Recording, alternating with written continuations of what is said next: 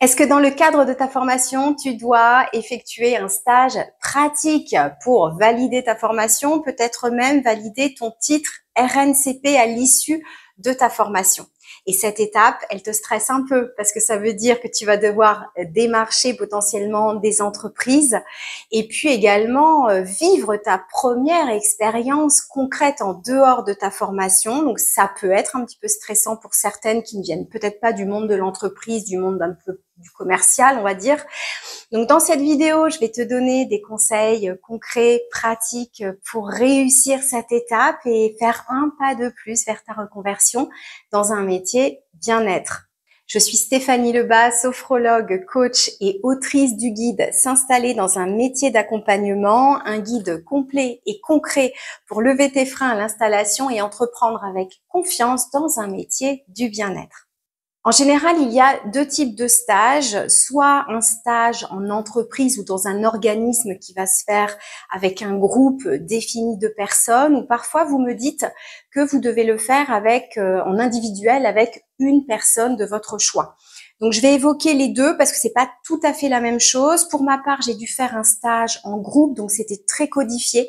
C'était très, on avait pas un cahier des charges, mais en tout cas on avait un nombre de personnes, un nombre d'heures, etc.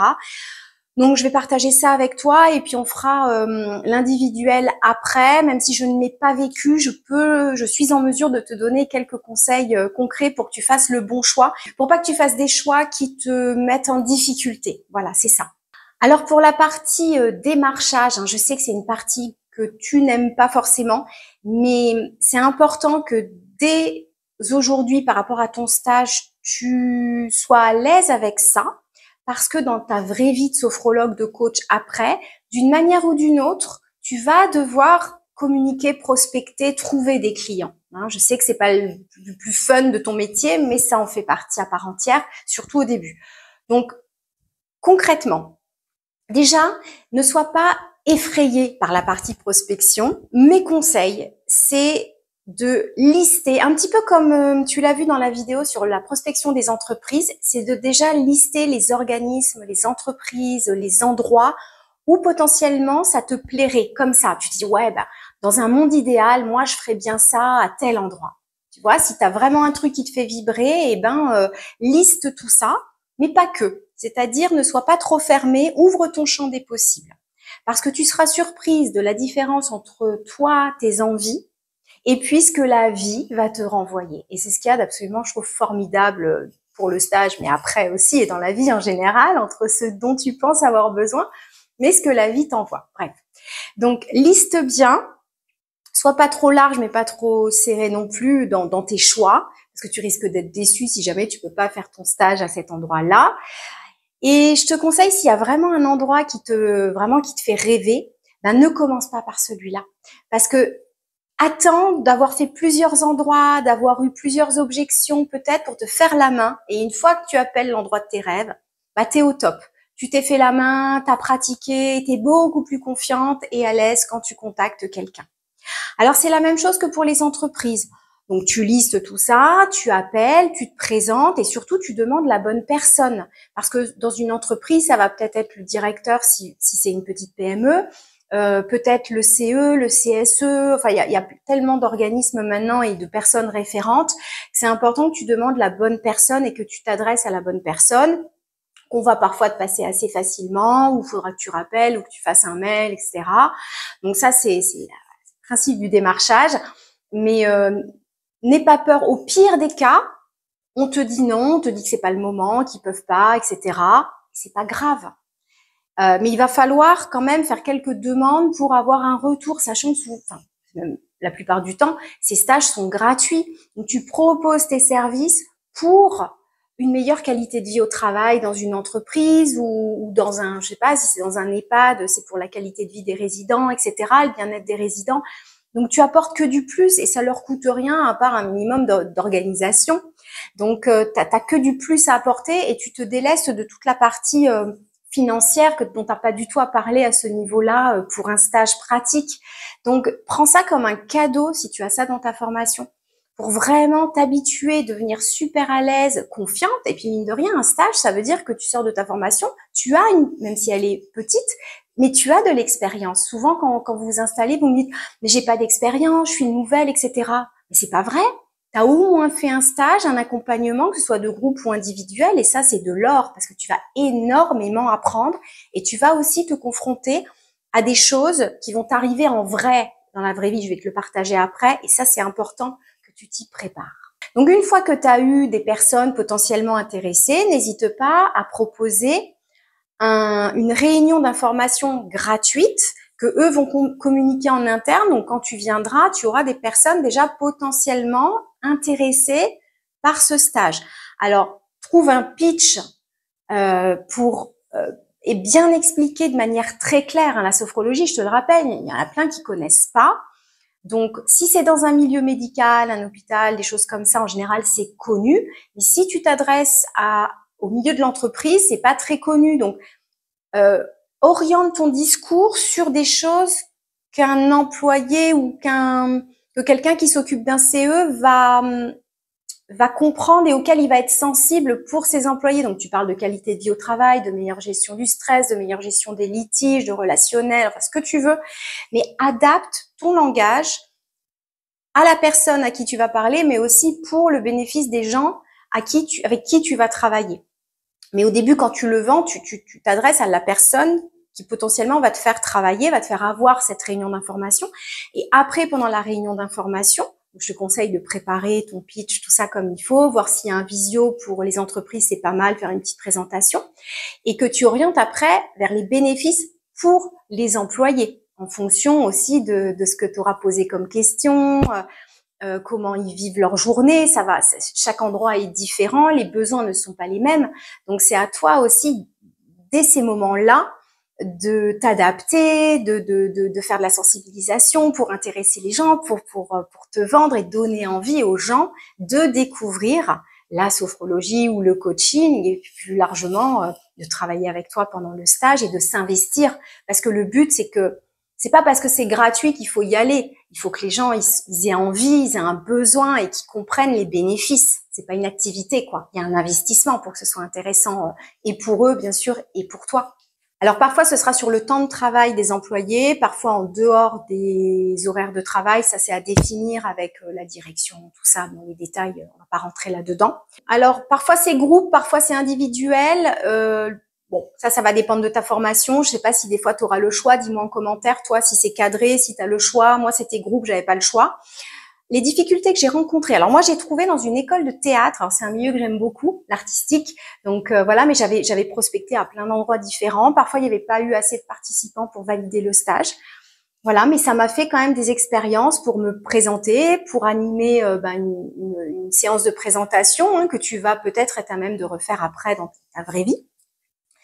Les difficultés, alors j'ai pas eu de difficultés sur l'animation, sur le stage, on avait quand même une trame, on avait été bien préparé par l'école et je me sentais à ma place quoi. Il y avait vraiment cette concrétisation, j'étais là, je touchais du doigt mon rêve, j'étais à ma place, c'était un groupe de jeunes adultes du coup, donc c'était super.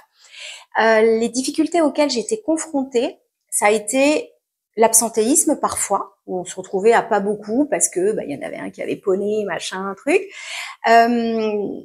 Et une fois, j'ai failli y aller pour rien, c'est-à-dire vers minuit, la directrice du centre me fait un message en me disant « Stéphanie, j'ai oublié, on a eu un casting qui se termine super tard, demain ça va pas être possible. » Donc j'avais tout préparé, alors on a décalé, c'est pas grave. Mais ça, concrètement, et ça m'avait un petit peu frustrée parce que j'avais hâte d'y aller, j'avais préparé tout ça, et j'ai failli y aller pour rien, concrètement. Et ça, c'est des choses que tu vas retrouver notamment en cabinet où parfois les gens te posent des lapins. Et ça a été très dur à gérer sur le moment. Je me rappelle encore de cette frustration, de cet agacement par rapport à ça. Mais ça fait aussi partie de la vraie vie. Donc, il faut aussi apprendre à t'adapter par rapport à ça. Tu vois, c'est le genre de choses concrètes que tu vas être amené à vivre.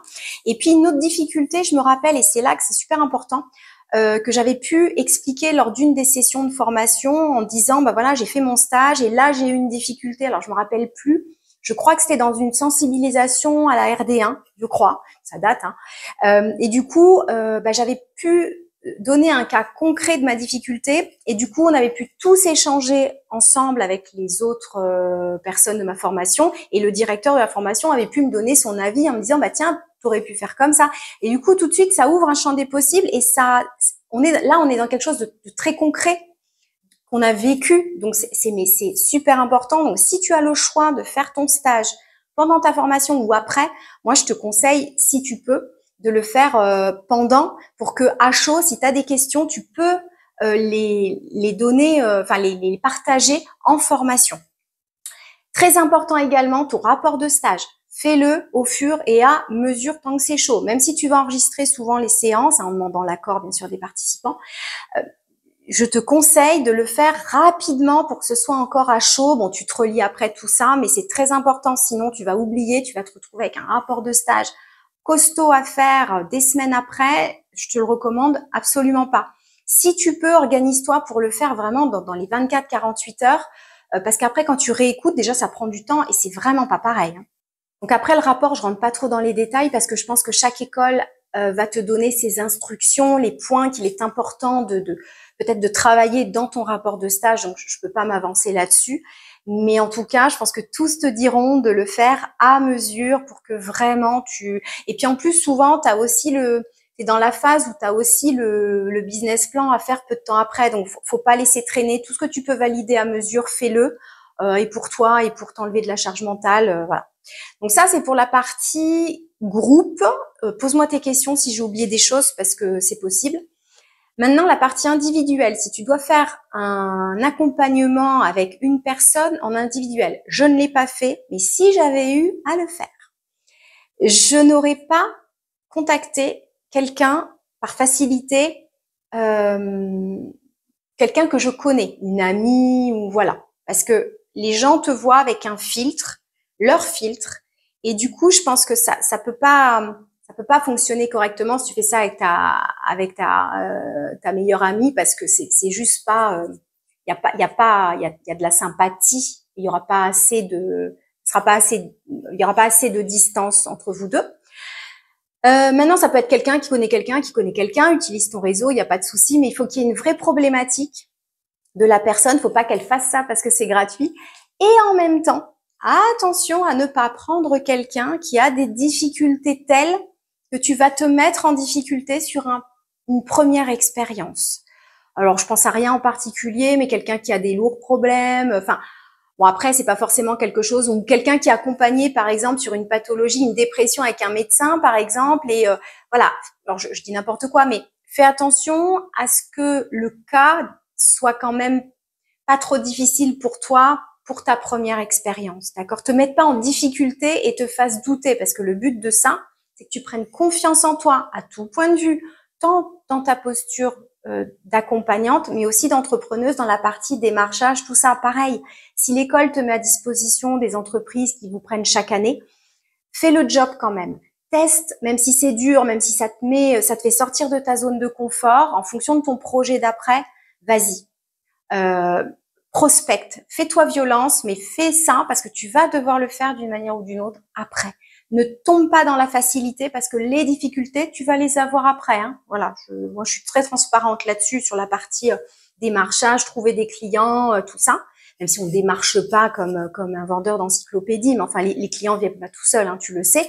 Donc c'est important que tu dès aujourd'hui tu prennes conscience de toute cette partie-là, parce que sinon tu l'auras fois 1000 après, hein, tu le sais. Donc voilà pour la partie individuelle.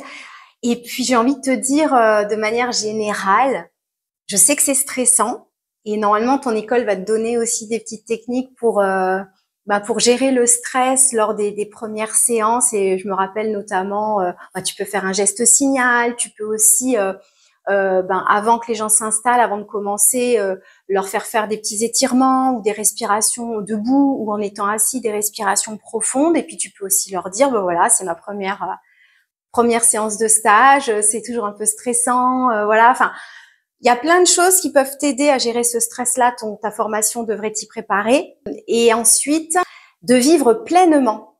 N'oublie pas de vivre pleinement le moment aussi, d'être relié à ton corps, à tes émotions de joie aussi, de voir comment tu te sens toi, corporellement, émotionnellement, parce que se sentir à sa place, c'est un sentiment merveilleux. Et de pas être dépassé par le stress, de aussi te relier à toi, à tes sensations, tes émotions. de kiffer ce moment concret. Hein, ça vient concrétiser peut-être ta première année ou même ta deuxième année de formation, et c'est chouette, quoi. Ou même 6 mois, je sais pas au bout de combien de temps tu as ce stage-là, mais c'est un petit moment hors du temps, et puis ça te fait toucher ouais la réalité de ton projet. Ça t'aide à te projeter pour après. Donc vraiment, mets tout en place pour que ce soit le plus bénéfique pour toi, tant professionnellement que personnellement. Donc, soit évidemment relié à la personne, aux personnes avec qui tu vas faire le stage, mais aussi à toi. C'est super important. Voilà ce que je pouvais te dire sur le stage pratique, qu'il soit en groupe ou en individuel. Évidemment, si tu démarches des entreprises, respecte le dress code ou les codes du milieu dans lequel tu vas aller. Alors, il faut toujours être très pro, mais tu vas peut-être pas t'habiller pareil, je sais pas, dans une grosse boîte que, je sais pas moi, peu importe, mais respecte aussi les codes de l'endroit où tu vas aller, mais le maître mot de toute façon que t'ailles, c'est le professionnalisme, et ça, après, ce sera pareil. Hein. Aujourd'hui, on voit de tout. Ça pénalise les milieux du coaching, de la sophrologie, d'avoir des gens parfois même pas formés, qui se réveillent un matin, qui vont faire ce métier-là. Donc, aux yeux des gens lambda, il y a de la méfiance. Donc, plus tu seras professionnel, eh ben, plus tu donneras une belle image de toi, et puis aussi de la sophro, du coaching ou peu importe. Mais c'est important, ça, voilà, c'est une valeur sûre, hein, le professionnalisme, même pour après, tu peux pas te tromper, quoi. C'est très important d'être hyper pro dans ce que tu amènes. N'hésite pas à me poser tes questions si tu en as. Dis-moi si toi c'est plutôt individuel, groupe, si tu as un stage ou pas. Voilà, comment tu te sens par rapport à cette étape, si tu es en train de commencer tes démarches, ou même que tu commences à vivre ton stage. Ça m'intéresse de savoir comment tu vis tout ça, les joies, les difficultés peut-être. Et puis je te répondrai avec plaisir si tu as des besoins de ce côté-là. À bientôt pour une nouvelle vidéo.